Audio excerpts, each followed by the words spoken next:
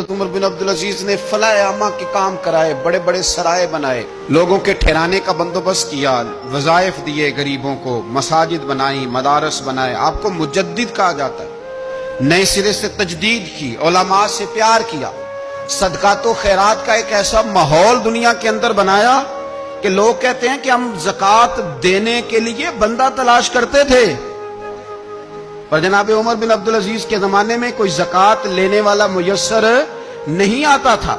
ایک شخص ملا تو لوگوں نے اس کو اتنی زکوٰۃ دی، اتنی زکوٰۃ دی، اتنی زکوٰۃ دی، لوگ خوشحال ہو گئے۔ اتنی زکوٰۃ دی کہ اگلے سال وہ خود زکوٰۃ دے رہا تھا۔ حضرت عمر بن عبدالعزیز نے ایسا ماحول بنا کے لوگوں کو دیا، اس طرح کی نوعیت آپ نے لوگوں کو دی کہ خوشحالی نظر آنے لگی۔ ذمیوں کے، غیر مسلموں کے حقوق کا بھی تحفظ فرمایا۔ 39 سال عمر پائی، صرف نمازیں بھی پڑھ گئے، صدقے بھی دے گئے، عبادتیں بھی کر گئے، 2.5 سال حکومت بھی کر گئے، اللہ رسول کو راضی بھی کر گئے۔ عمر پائی 39، پورے 40 نہیں، 39 سال عمر پائی، اتنا کچھ کر گئے۔ ہم تو بھی انتظار میں رہتے، ہم تو بھی انتظار میں۔ اٹھ فریدہ ستیا تے داڑھی آ گیا پور۔ اٹھ فریدہ، یہ ستیا کا مطلب بابا جی نے غفلت بیان کیا ہے۔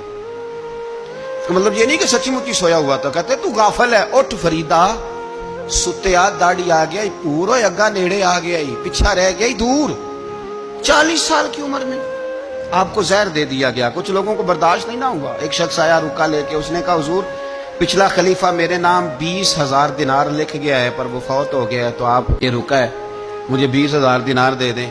آپ فرمانے لگے سنبھال کے رکھ، شاید میرے بعد والا دے دے۔ رکا سنبھال کے رکھ، پر مجھ سے نہ امید رکھنا 20,000 دینار تو میں 20,000 گھر میں دوں گا اور 20,000 چولہے جلاؤں گا۔ میں ایک آدمی کو اتنا امیر کر دوں اور باقی لوگ دیکھتے رہے۔ آپ کو زہر دے دیا گیا، بیمار رہے، بچوں کو بلایا، فرمایا بیٹا میں جہنم سے ڈر گیا تھا، تمہارے لیے مال نہیں جمع کر سکا۔ اس دل نکلا، شدید علیل ہو گئے۔ آپ کی اہلیہ کہتی ہیں کہ آخری وقت آپ کی زبان پر وہ آیت جاری ہوئی، تلک الدار الآخرۃ نجعلھا للذین لا یریدون علوا فی الارض ولا فسادا والعاقبۃ للمتقین۔ فرمایا یہ آخرت کا گھر ہے، ان لوگوں کو ملے گا جو نہ زمین میں تکبر کرتے ہیں نہ فساد چاہتے ہیں۔ یہ آیت پڑھی اور روح پرواز کر گئی۔ وصال سے پہلے 10 دینار یا 20 دینار دے کے اپنے بیٹے کو بھیجا، فرمایا گاؤں میں جاؤ اور میرے لیے زمین خریدو قبر کے لیے، اور اگر گاؤں والے خوشی سے دے دیں تو خریدنا، اور اگر انہیں دقت ہو تو انہیں تنگ نہ کرنا۔ 10 دینار کی زمین خریدنے کے لیے جب بیٹا جانے لگا تو اس نے کہا حضور کچھ لوگوں کی خواہش ہے کہ آپ کا جسد خاکی مدینے لے جایا جائے اور نبی پاک علیہ السلام کے پہلو میں آپ کو دفن کیا جائے۔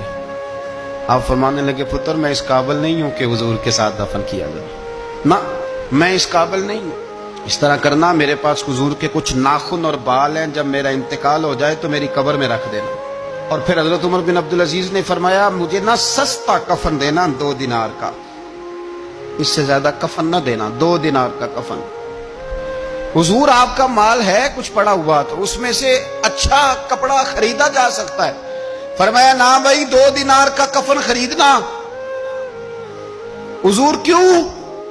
فرمایا اس لیے کہ اگر میں نیک ہوا تو اللہ مجھے جنت کا لباس عطا فرما دے گا، اگر میں بد ہوا تو یہ بھی تو پھٹ ہی جائے گا، چیر دیا جائے گا، قبر توڑ دے گی پسلیاں، لہٰذا مجھے مہنگا کفن نہ دے۔